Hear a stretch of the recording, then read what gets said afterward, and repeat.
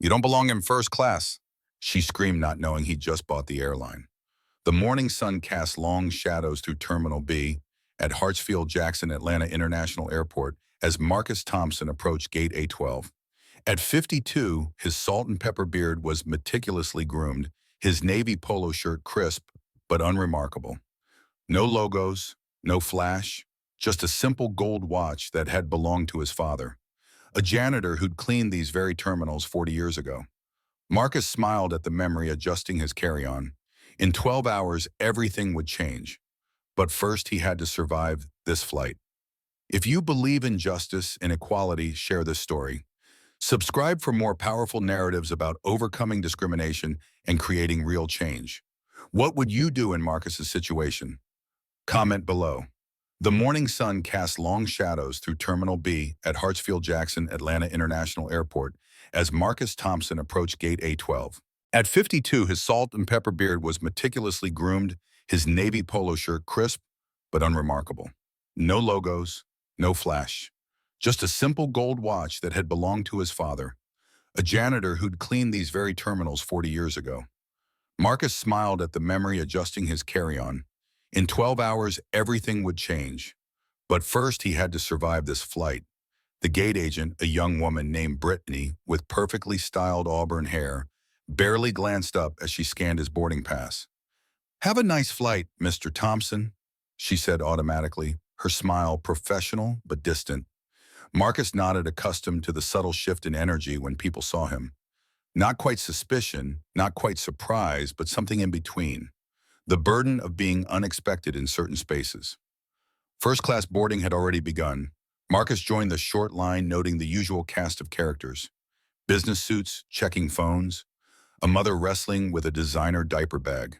And her, Karen Richards, stood 3 people ahead, her voice carrying as she spoke into her phone. "No, tell them the Singapore merger needs those numbers by noon. I don't care about the time difference." Her blonde hair was pulled into a power bun, her cream-colored blazer screaming middle management, trying to appear executive level. Marcus had seen her type 1,000 times in boardrooms across America. The ones who confused aggression with leadership, volume with authority. He pulled out his phone, seeing 17 missed calls from his lawyer, David Chen. The acquisition papers had been signed yesterday. $37 billion, the largest airline purchase in a decade. And nobody on this plane knew that the man in the simple polo shirt now owned every seat, every plane, every gate in the Southeastern Airways fleet. He let it go to voicemail again. David could wait. The line moved forward. Karen had stopped arguing with Singapore and was now scrutinizing her boarding pass as if it contained state secrets. When Marcus stepped into the jet bridge behind her, she glanced back, her eyes doing that familiar inventory. The assessment, the calculation, the dismissal. She turned away without acknowledgement, her heels clicking against the metal floor with military precision. The plane smelled like every commercial flight, a mixture of recycled air, coffee, and industrial cleaning products. First class was already half full. Marcus found his seat 2A and stowed his carry-on with practiced efficiency. He'd flown this route between Atlanta and New York hundreds of times back when he was building Thompson Tech from a garage startup to a technology empire. Karen's seat was 2B, right next to him. She arrived 30 seconds later, stopping abruptly when she saw him. Her mouth opened slightly, then closed. Marcus could see the thoughts cycling through her mind like a slot machine trying to find the right combination that made sense. Black man, first class, window seat, does not compute. "Excuse me," she said, her voice sharp enough to cut glass. "I think there's been a mistake." Marcus looked up from his phone, where he'd been reviewing the email from the Federal Aviation Authority approving his ownership transfer. "I'm sorry. This is my route, 2B. She held up her boarding pass like evidence in a court case. "Yes, and I'm 2A, Marcus replied evenly. "Is there a problem?" Karen's jaw tightened. She looked around, searching for someone. A flight attendant materialized as if summoned by her distress. Michelle, according to her name tag, was in her 40s with the kind of smile that had been worn thin by years of difficult passengers. "Is everything all right?" Michelle asked, but she was looking at Marcus when she said it. "There seems to be some confusion about the seating," Karen said, her voice pitched to Carrie. Other passengers were starting to notice. This gentleman is in 2A, but that can't be right. Michelle's smile became fixed. May I see your boarding pass, sir? The sir came a beat too late, Marcus noticed. He handed over his phone showing the mobile boarding pass. Michelle studied it longer than necessary, as if hoping the letters might rearrange themselves into something that made more sense. This appears to be correct, she admitted reluctantly. Is there a problem with the seat assignment, ma'am? Karen's face flushed. I specifically requested an aisle seat next to someone compatible for this flight. I have important work to do. Compatible, Marcus repeated softly. The word hung in the air like a challenge. I didn't mean... Karen started then stopped. I just prefer to sit next to other business professionals. People who understand the importance of a quiet workspace. A man across the aisle, mid-30s, with a USC alumni pin on his lapel, looked up from his Wall Street Journal. Marcus saw him clock the situation, saw the slight shake of his head, but he said nothing. They rarely did. I assure you I understand the importance of a quiet workspace, Marcus said. I've run a few meetings in my time. Karen snorted. I'm sure you have. Look, nothing personal, but I'm the Senior Vice President of Strategic Development for Richardson Consulting. I'm flying to New York for a presentation that could determine the future of a $50 million contract. I need to be surrounded by an appropriate environment. An appropriate environment, Marcus echoed. He was keeping at his voice level, but inside a familiar fire was building. Not anger exactly, something more useful, determination. Michelle, the flight attendant, shifted uncomfortably. Ma'am, the flight is completely full. There's nowhere else to... Then he can move, Karen said simply. Surely there's a seat in economy that would be more suitable. The word suitable dripped with implication. Marcus saw Michelle actually consider it, saw her eyes flick between them, calculating the path of least resistance. The other first-class passengers were all watching now, some pretending not to, others openly staring. I'm quite comfortable here, Marcus said. But thank you for your concern about my suitability. Karen's hands clenched around her phone. This is ridiculous. I want to speak to the head flight attendant.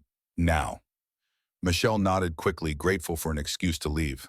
I'll get Sandra. She's our lead. As Michelle hurried away, Karen remained standing in the aisle, blocking other passengers trying to board. An elderly white couple squeezed past her, the woman muttering something about making a scene. They took their seats in row 3, but their eyes kept darting back to the drama. Marcus pulled out his phone and opened his notes app.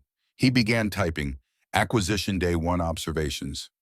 Gate agent disconnection from passengers. First-class attendant assumption bias. Passenger empowerment to demand suitable seatmates. Bystander effect in full display. Are you texting about this? Karen demanded, noticing his typing. Are you trying to make this into some kind of thing? Just taking notes, Marcus replied. I'm a student of human behavior. Human behavior? She scoffed.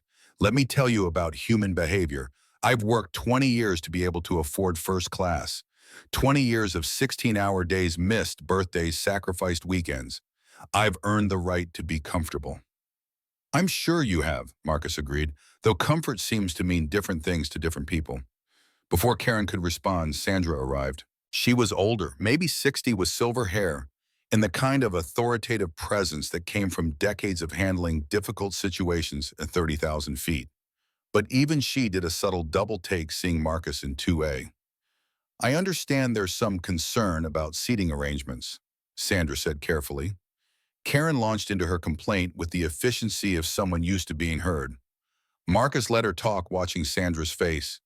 The lead flight attendant was trying to remain neutral, but he could see her sympathy tilting toward Karen. It always did.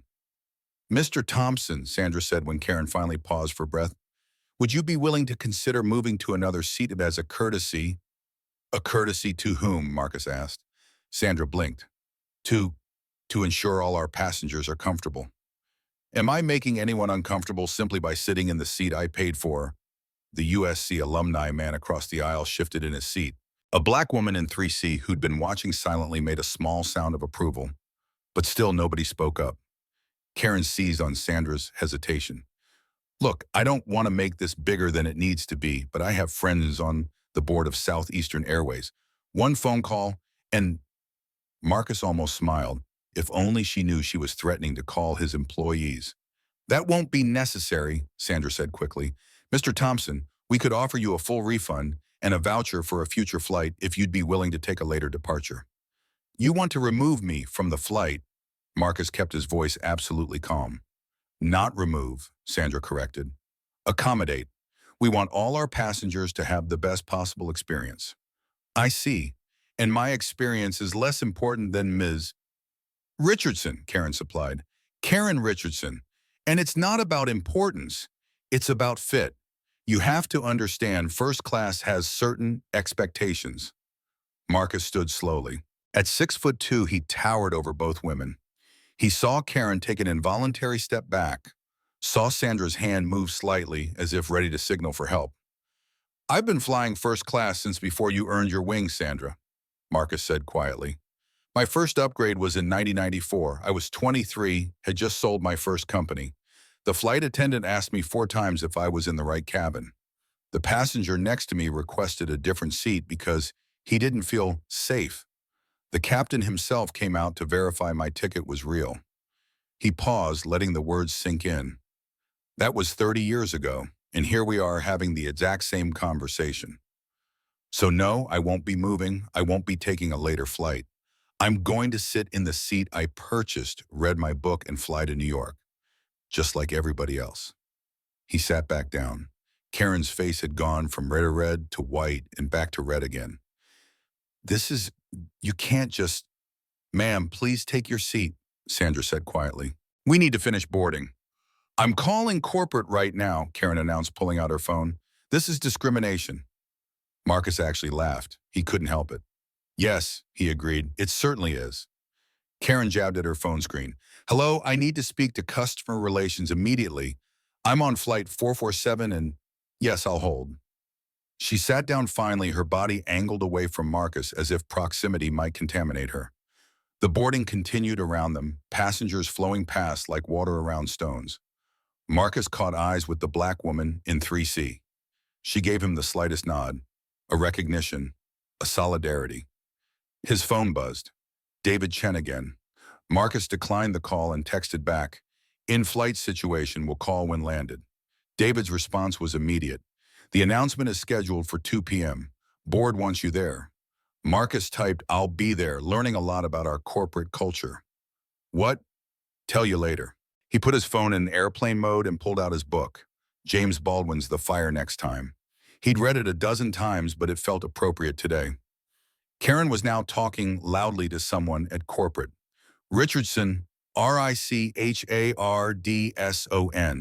I'm a Platinum Elite member." "Yes." "No, the situation is that there's a passenger who clearly doesn't belong in first class and he's refusing to." "What do you mean you can't? This is ridiculous." More passengers were boarding. A young black man in a business suit took 4B directly behind Karen. Marcus saw him assess the situation and deliberately pull out his laptop, creating a barrier of purposeful work. Don't get involved. Stay neutral. Survive.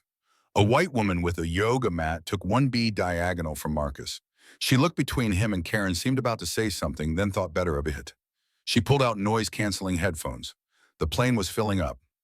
Marcus could hear Karen escalating on the phone. "I want to speak to a supervisor." "No higher than that." "I don't care if he's in a meeting." Sandra returned looking stressed. "Ms. Richardson, I need you to end your call. We're preparing for departure." "Not until this is resolved," Karen insisted. "Ma'am, if you don't end the call, I'll have to ask you to leave the aircraft." Karen's eyes widened. "You're threatening to remove me when he's the one who..." "Who what?" Marcus asked quietly, not looking up from his book. "What exactly have I done?"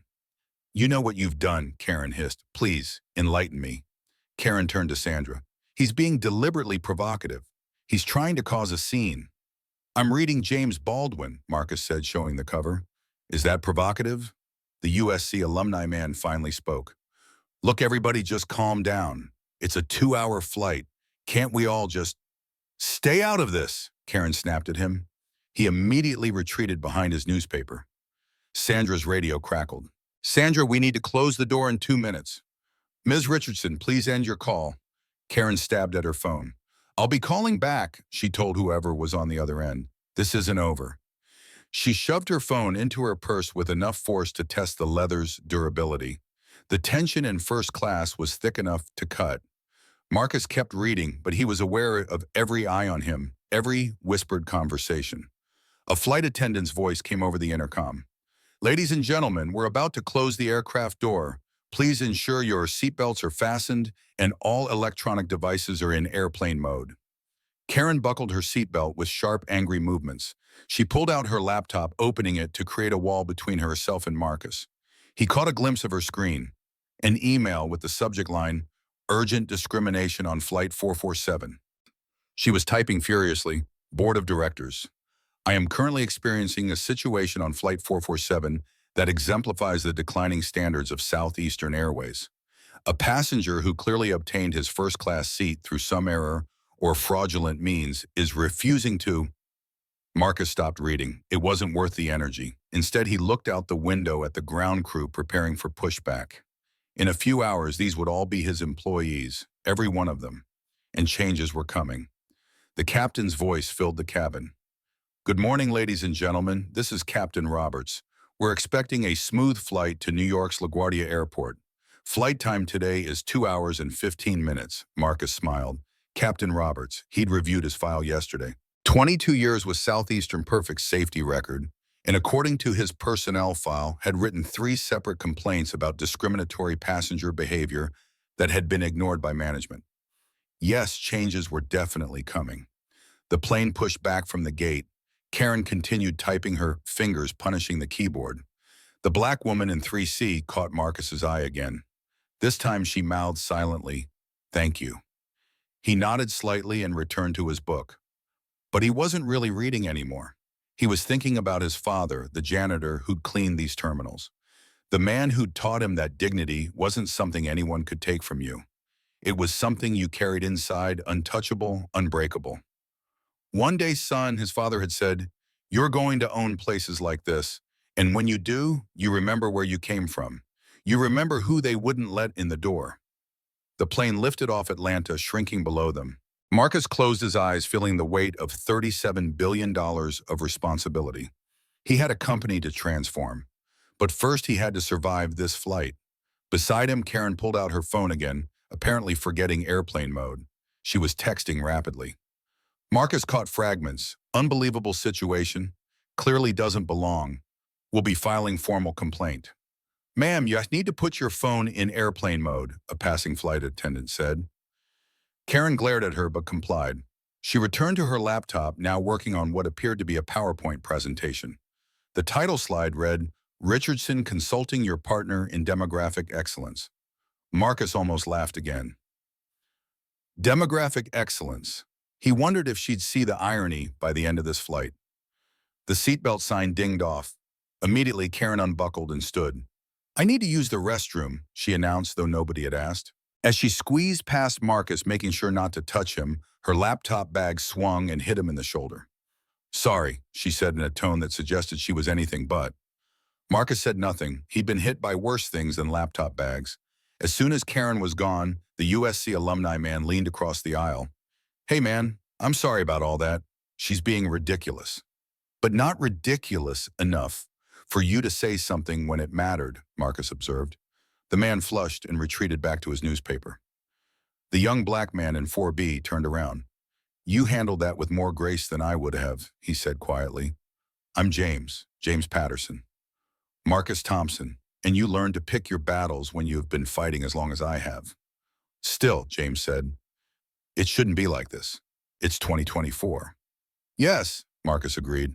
It shouldn't be. Karen returned, having apparently used the restroom break to refresh her indignation. She squeezed back into her seat, pulling out a legal pad. I'm documenting everything, she announced, apparently to the cabin at large. Times, dates, witness, names.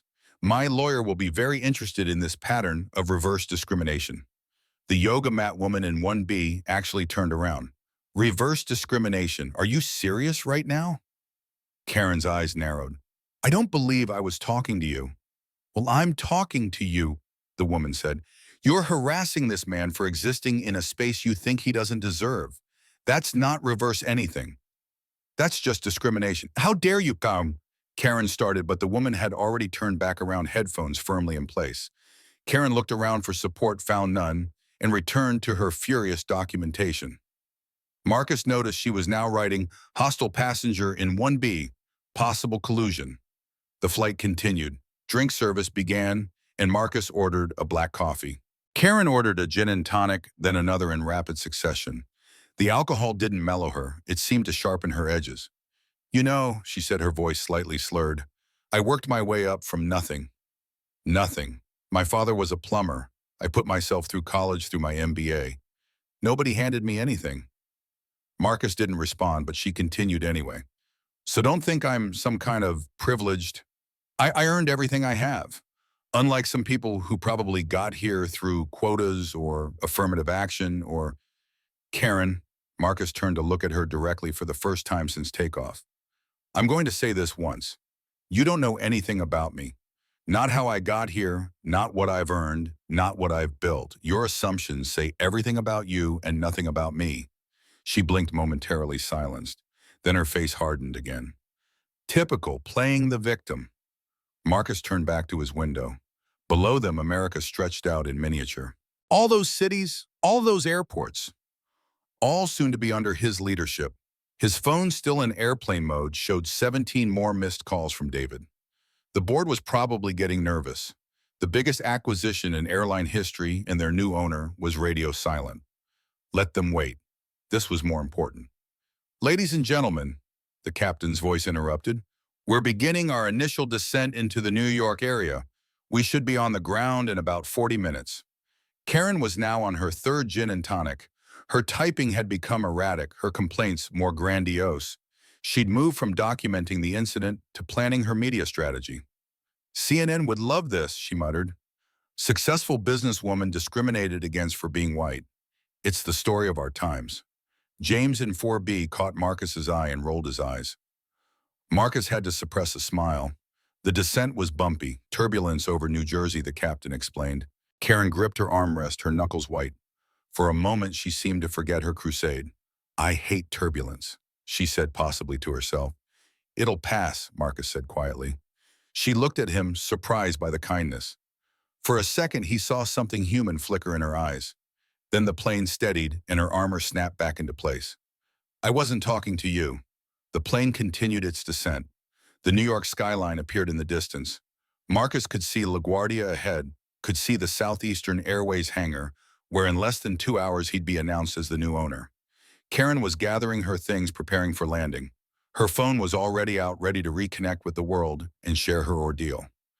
You know what the sad part is? Marcus said suddenly. Karen looked at him warily. What? We could have had a pleasant flight, two humans sitting next to each other traveling to the same city, maybe shared some interesting conversation, maybe learned something from each other. Instead, you chose this. I chose to stand up for my rights, Karen said defensively. Your right to what? To not sit next to someone whose skin color makes you uncomfortable. That's not, I never said, you didn't have to. The landing gear deployed with a mechanical thud. Below them, LaGuardia's runways rushed up to meet them. Marcus closed his book, tucked it into his bag. Soon, very soon, everything would change. The plane touched down smoothly. Captain Roberts' voice filled the cabin one more time. Ladies and gentlemen, welcome to New York, where the local time is 11:47 a.m. Please remain seated with your seatbelts fastened until we reach the gate and the captain has turned off the seatbelt sign.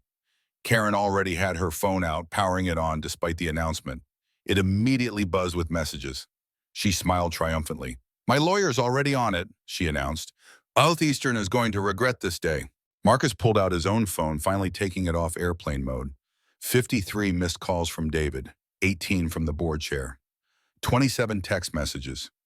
He opened the most recent from David. Where are you? The press is here. The board is here. We announce in 45 minutes. Marcus typed back, at the gate. Be there soon. Have Sandra Martinez from Flight 447 and Captain Roberts meet me in the conference room after. Who? You'll see. The plane reached the gate. The seatbelt sign dinged off and passengers jumped up in the usual scramble for overhead bins. Karen was already standing, pulling down her bag with aggressive efficiency. "I hope you're proud of yourself," she said to Marcus. "Ruining my flight, making me miss important prep time. My presentation is in 2 hours." Marcus stood slowly retrieving his single carry-on. "Good luck with your presentation," she snorted, "like you'd understand anything about $50 million deals." Marcus smiled. It wasn't a kind smile. You'd be surprised. They filed off the plane, Karen pushing ahead, already on her phone with someone, her voice carrying back. "Yes, Flight 447. Discrimination lawsuit. I have witnesses." Marcus walked slower, thanking the flight attendants at the door. Sandra looked uncomfortable when she saw him. "Have a good day, Mr. Thompson," she said stiffly. "Sandra, you might want to stay near the airport for the next few hours." She looked confused. "I'm sorry, Mom. Just trust me. Stay close." He walked up the jet bridge, entering the terminal. Karen was ahead, marching toward baggage claim like a general heading to war. Other passengers from their flight dispersed into the crowd. James, the young black man from 4B, caught up with him. "Hey, I just wanted to say again, respect for how you handled that." "James, what do you do for a living?" "I'm in corporate development." "Why, me?" Marcus handed him a business card. It was simple, just his name and a phone number. "Call me next week. I might have something interesting for you." James looked at the card, confused. "Thompson. Wait, are you the Marcus Thompson, Thompson Tech?" But Marcus was already walking away, heading not for the exit, but for a door marked "Authorized Personnel Only." He punched in a code and it opened. Behind him, he heard James say, "Holy shit." The secure corridor led to Southeastern Airways executive offices at LaGuardia. Marcus had been here once before during due diligence, but then he'd been surrounded by lawyers and investment bankers. Now he walked alone, his footsteps echoing off the polished floors. His phone rang. David Chen. "Marcus, where the hell are you? The press conference is in 30 minutes. "I'm in the building. David, I need you to do something for Mom. Pull all the complaint files for discriminatory passenger behavior over the last 5 years." "What now, Marcus? The Wall Street Journal is here. Bloomberg, CNBC. This is your moment." "It's about to be. Also find out everything you can about a passenger named Karen Richardson. She was on flight 447 this morning, Platinum Elite member." "Marcus, what's going on?" "Corporate culture assessment. See you in 20. He ended the call and continued walking. The executive floor was buzzing with activity. Assistants ran between offices, caterers set up for the press conference, and through the glass walls of the main conference room, he could see the board gathering. Marcus stopped at a different door, a smaller conference room usually used for staff meetings. He entered and sent a quick text to his assistant, Sheila. "Need Captain Roberts and lead FA Sandra Martinez from Flight 447 here, ASAP." Then he sat and waited. 5 minutes later, the door opened. Captain Roberts entered, first tall and graying, with the kind of steady presence pilots cultivated. Sandra followed, looking confused and worried. "Mr. Thompson," Captain Roberts said, "they said you wanted to see us." "Sit, please." Marcus gestured to chairs across from him. "Do you know who I am?" They exchanged glances. "They said you're from corporate," Sandra ventured. "As of yesterday, I own Southeastern Airways. All of it." Sandra's face went white. "Oh my God, the flight, this morning. I didn't know.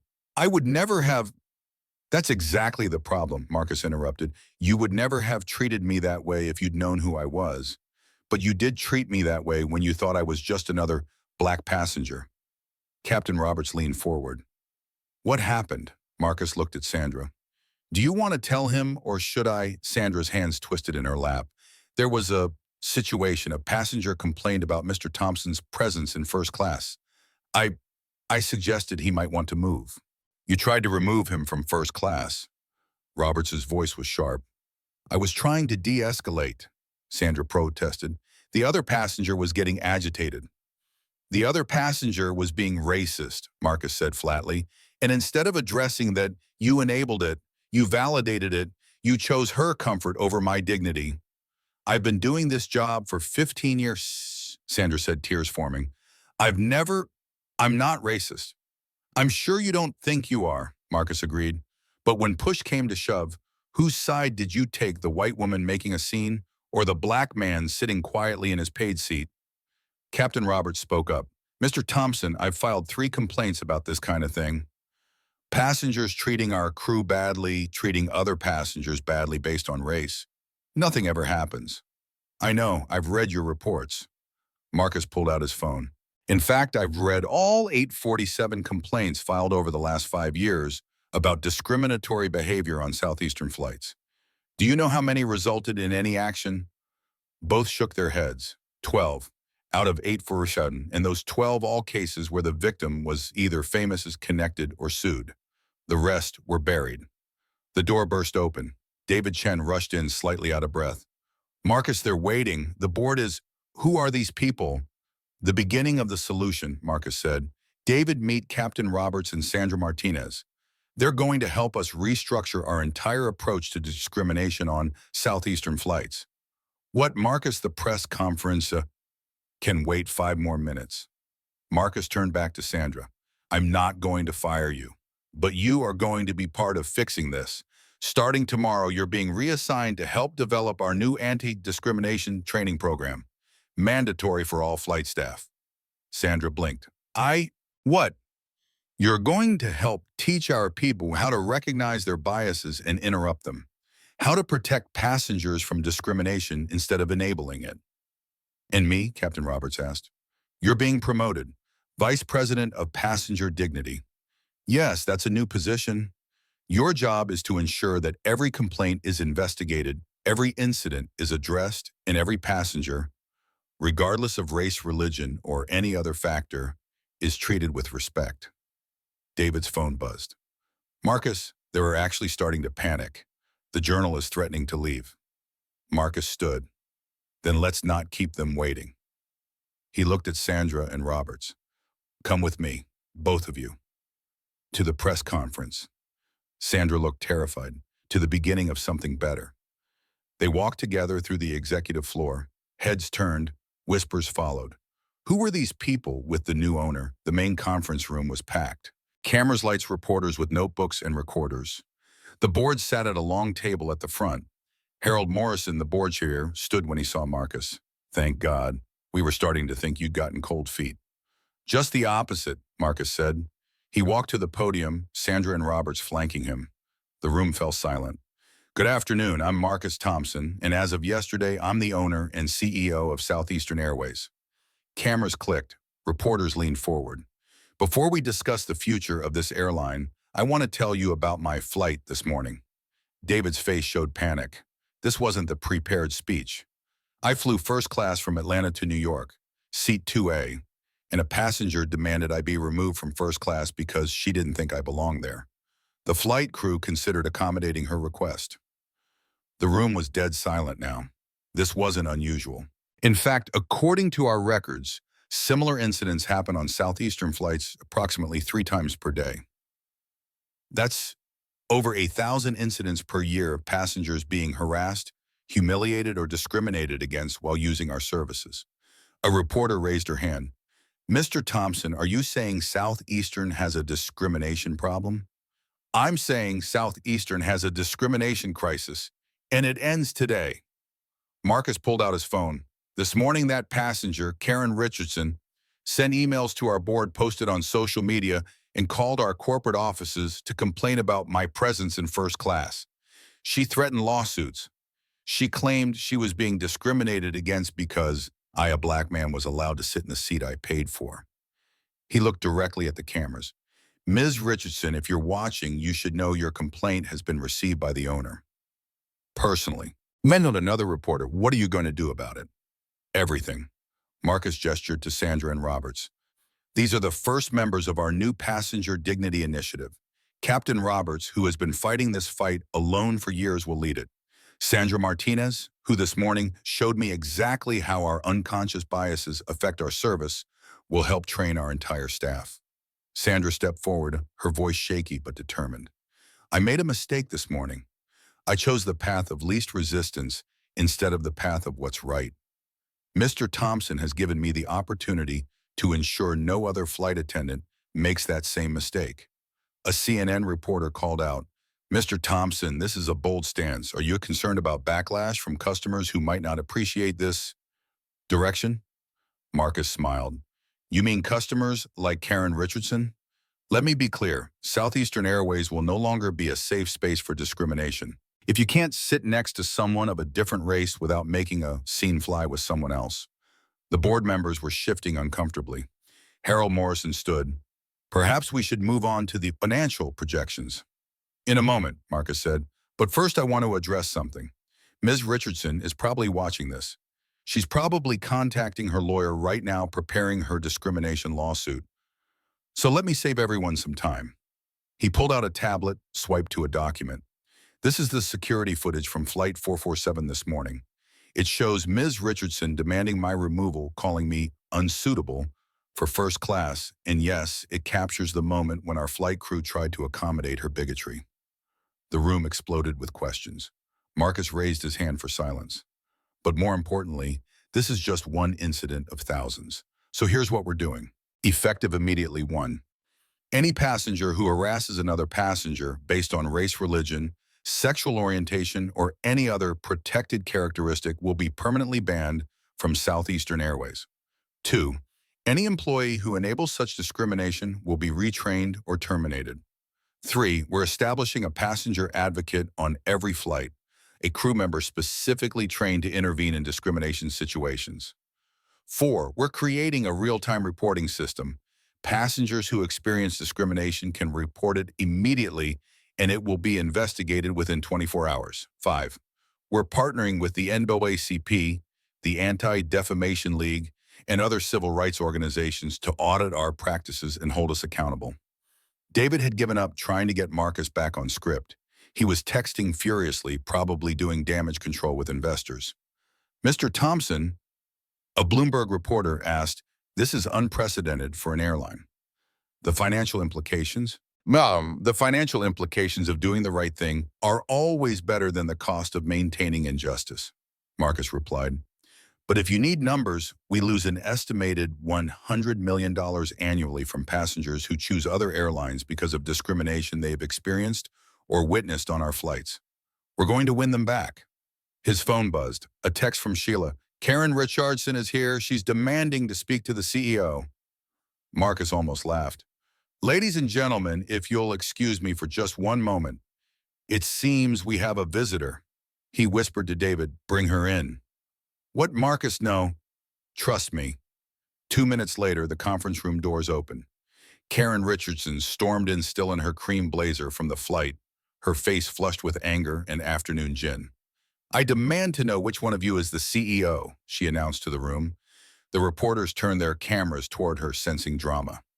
Marcus stepped forward. "Hello again, Ms. Richardson." She froze, her eyes widened. The color drained from her face as recognition dawned. "You..." "Marcus Thompson, owner and CEO of Southeastern Airways. You wanted to speak to me."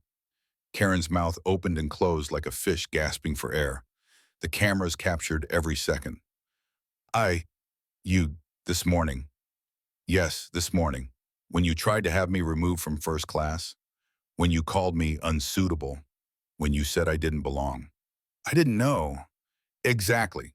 You didn't know who I was. You just saw a black man and made assumptions. The same assumptions that millions of passengers face every day."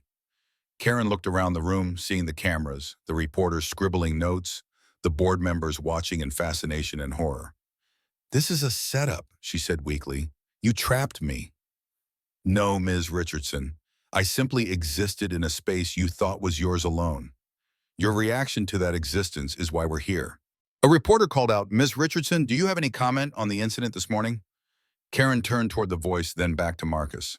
"I want to speak to my lawyer." "That's your right," Marcus said. "But while you're here, I want to offer you something." She looked suspicious. "What?" "A choice. You can pursue your lawsuit, make this ugly drag it through the courts and the media, or you can be part of the solution." "What solution?" "Sit down with me, on camera, have a real conversation about what happened this morning. Help us understand how someone becomes so comfortable demanding another human being be removed from their presence. Help us teach others to be better." Karen laughed bitterly. "You want me to humiliate myself on camera? I want you to be honest about your assumptions, your fears, your biases. It's not comfortable, but it's necessary. And if I refuse, Marcus shrugged, then you're just another footnote in the long history of people who chose to be on the wrong side of change. The room was silent, everyone waiting for her answer. Karen's phone rang. She looked at it. My lawyer, she said. Take it, Marcus said. But know this after today. Southeastern Airways will never again be a place where Karen Richardsons can demand Marcus Thompsons be removed from spaces they've paid to occupy. Never again. Karen answered her phone, turning away from the crowd. Everyone could hear her lawyer's voice, tiny and frantic, through the speaker. Marcus returned to the podium. This is what change looks like. It's uncomfortable. It's confrontational. But it's necessary. Southeastern Airways is going to be the first airline to take a real stand against discrimination. Not just in words, but in actions, policies, and consequences. Harold Morrison finally found his voice. Mr. Thompson, perhaps we should discuss this with the board first. The board had 5 years to discuss it, Marcus said. How many complaints did you ignore? How many incidents did you bury? How many passengers did you fail? Morrison had no answer. Captain Roberts stepped forward. May I say something? Marcus nodded. I've been flying for 22 years, Roberts said.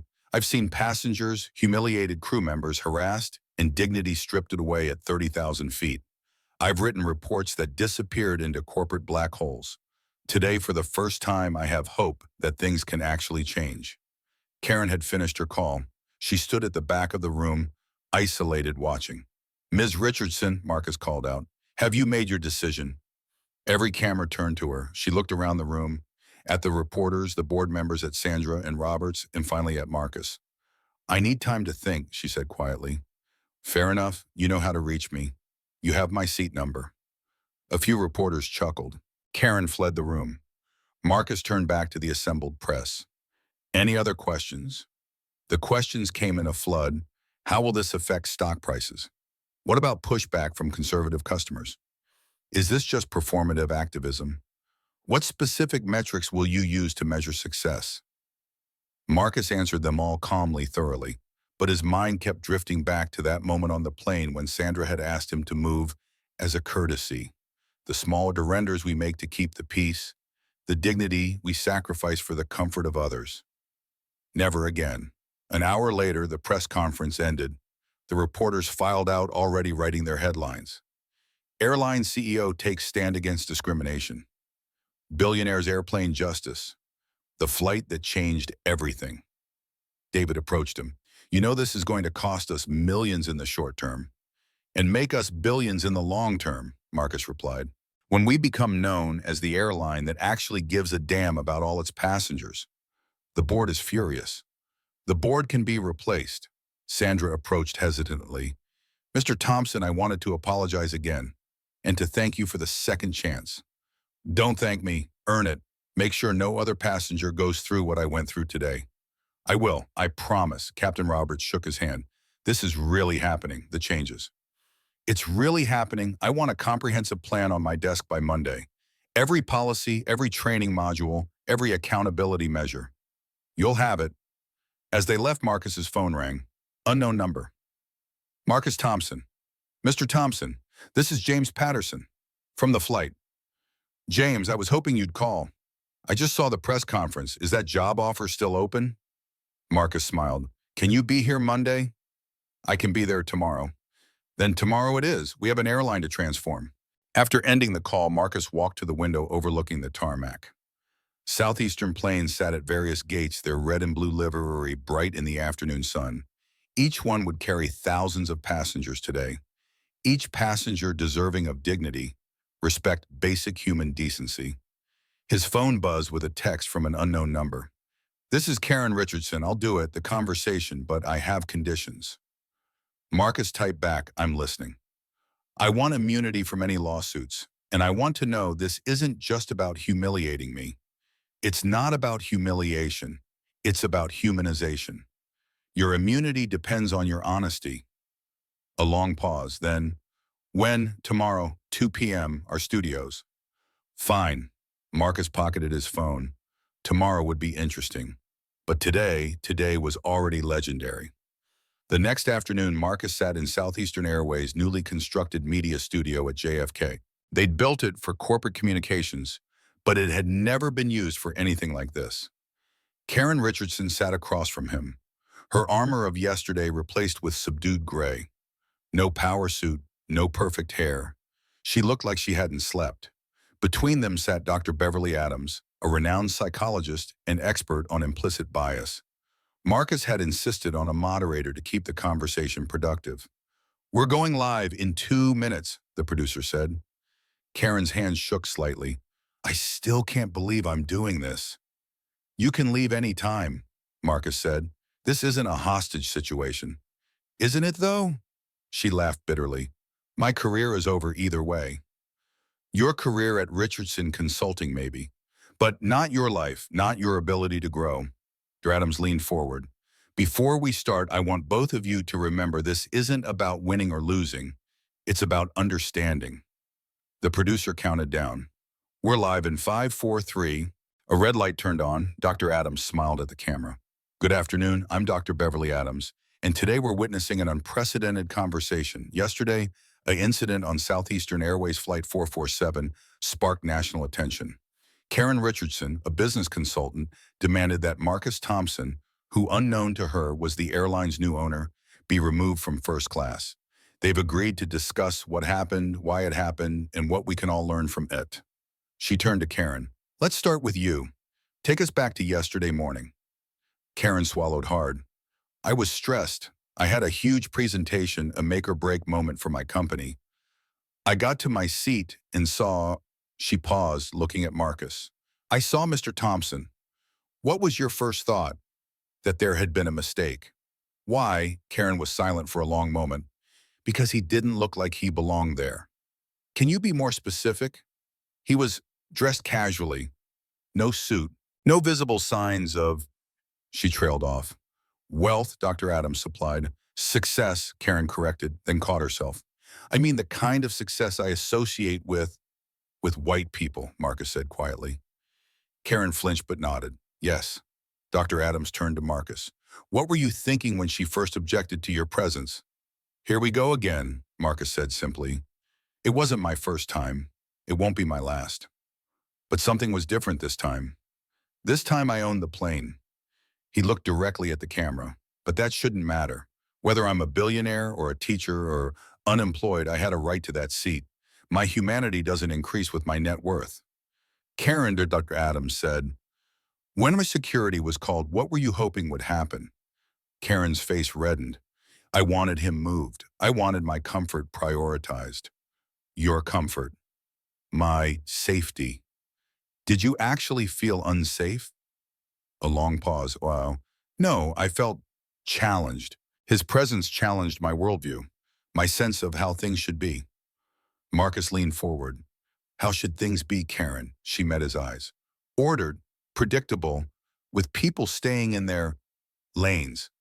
Their lanes being determined by what they've earned, what they've achieved, what they look like."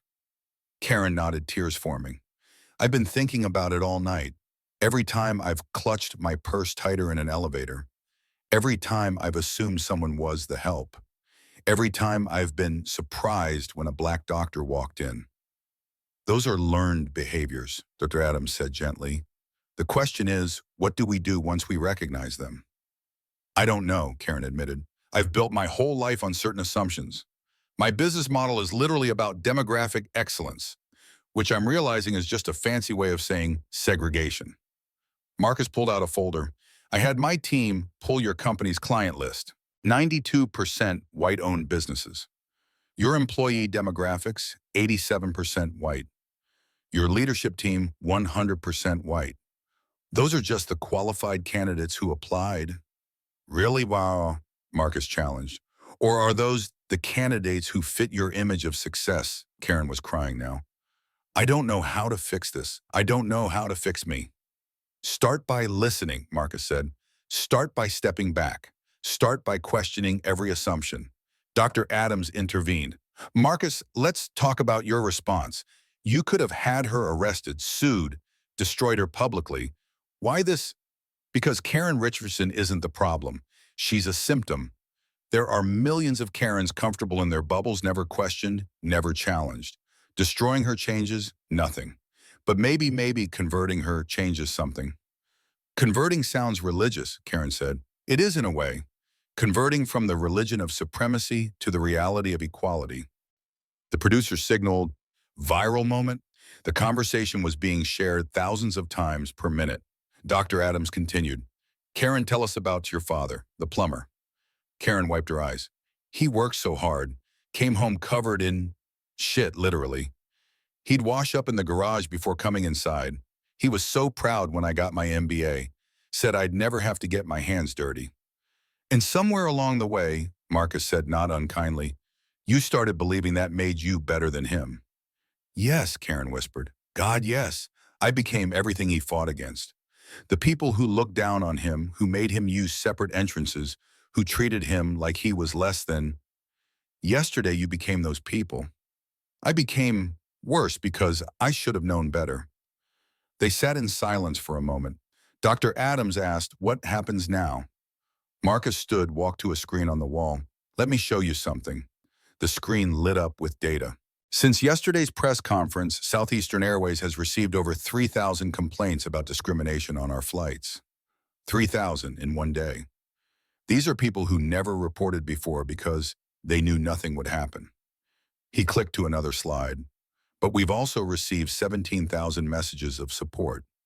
17,000 people saying, finally, including this one. An email appeared. Dear Mr. Thompson, I'm a 67-year-old white woman from Alabama. Yesterday I watched your press conference and cried. Cried for all the times I've been a Karen. Cried for all the times I've been silent. Thank you for making me see. I'm booking my next flight on Southeastern, and I promise to do better. Margaret Stevens. Karen stared at the screen. She could be my mother. She could be anyone's mother. That's the point. Dr. Adams asked, Marcus, what specific changes are being implemented? Marcus returned to his seat. Every employee, from the baggage handlers to board members, will undergo bias training. Not the corporate checkbox kind, real intensive, uncomfortable training. We're hiring 50 passenger advocates, people specifically trained to intervene in discrimination situations. We're installing reporting systems on every flight. And yes, we're prepared to ban passengers who refuse to treat others with dignity. The financial implications. We'll lose some customers, the ones who can't bear to sit next to someone different. I'm okay with that. We'll gain more. The ones who've been looking for an airline that actually gives a damn. Karen spoke up. What about me? What happens to me? Marcus looked at her. What do you want to happen? I don't know. My company's probably finished. My reputation is destroyed. Your old reputation. You get to build a new one. Doing what? Marcus considered. We need someone to help design our bias intervention training. Someone who understands the mindset we're trying to change because they've lived it. You're offering me a job after everything. I'm offering you redemption if you are willing to work for it. Dr. Adams smiled. This is unprecedented. Everything about this is unprecedented, Marcus agreed. But that's what change looks like. Uncomfortable conversations, unlikely alliances, former enemies becoming teachers. Karen's phone buzzed. She looked at it, her face paling. Richardson Consulting just fired me. Via text. I'm sorry, Marcus said and meant it. Don't be. It's liberating in a way. I built that company on a rotten foundation. The producer signaled. 5 minutes left. Dr. Adams asked, what would you both say to the people watching? Karen went first. To the Karens out there, and you know who you are, stop. Just stop. Question your assumptions. Challenge your biases. It's painful, but it's necessary. Marcus nodded. And to everyone who's been on the receiving end of a Karen, your dignity doesn't depend on their recognition. You belong wherever you've earned the right to be. And now, at least on Southeastern Airways, we'll make sure you're treated accordingly. Last question, Dr. Adams said. Do you think this conversation will change anything? It changed me, Karen said quietly. It changed Southeastern Airways, Marcus added. Maybe that's enough for a start, Dr. Adams concluded. The red light went off. Karen slumped in her chair. That was the hardest thing I've ever done. It was also the bravest, Marcus said. She looked at him. Were you serious about the job? Dead serious. But you'll start at the bottom. Learning, not leading.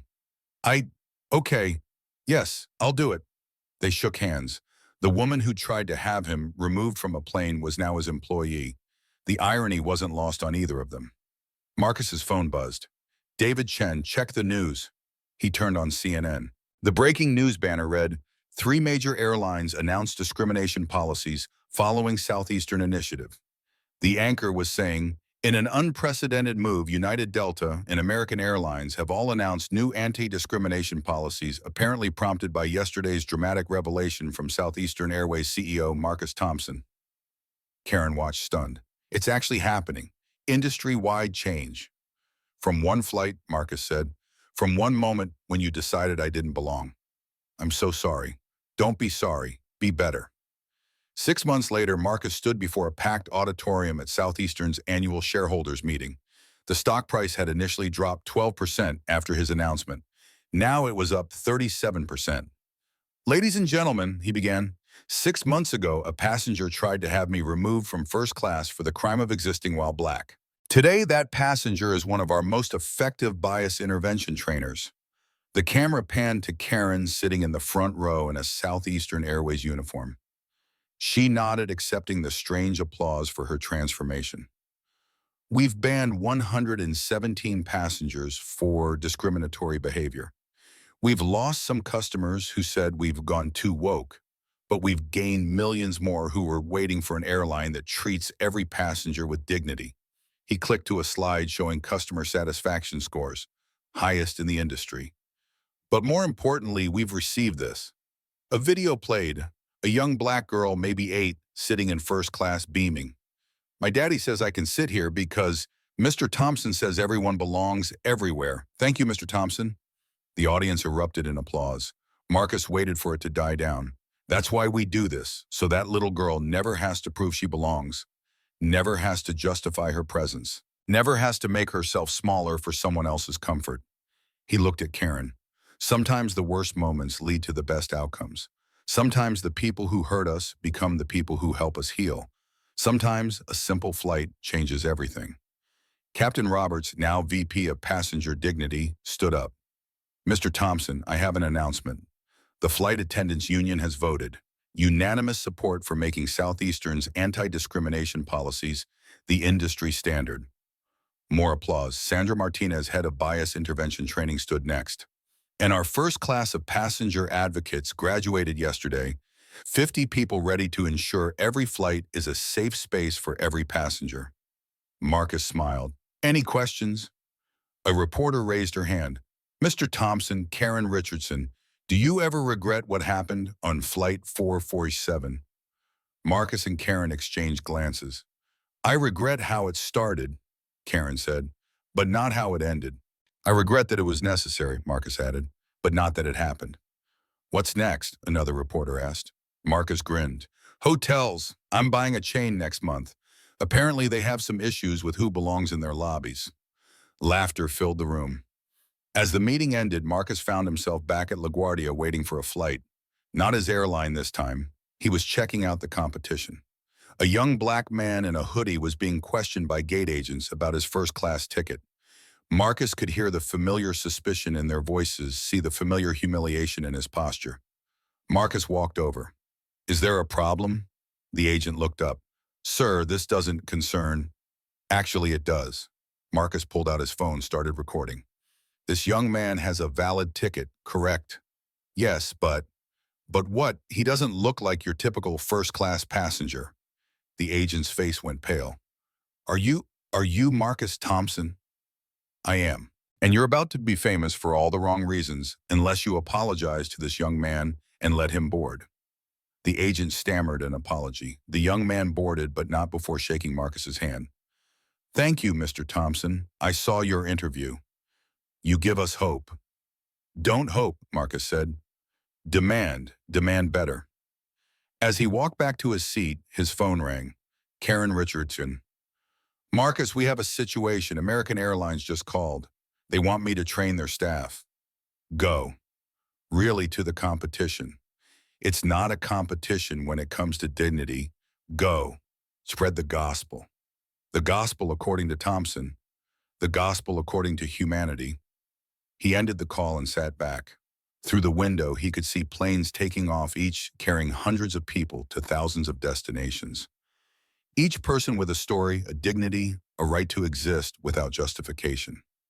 His father had been right. He did own places like this now. And he remembered. He remembered where he came from, who they wouldn't let in the door. And he was holding that door open wide for everyone who came after. The flight began boarding, first class as always. Marcus smiled, thinking of that morning 6 months ago. The morning Karen Richardson tried to have him removed from a seat. The morning everything changed. The morning a simple flight became a revolution.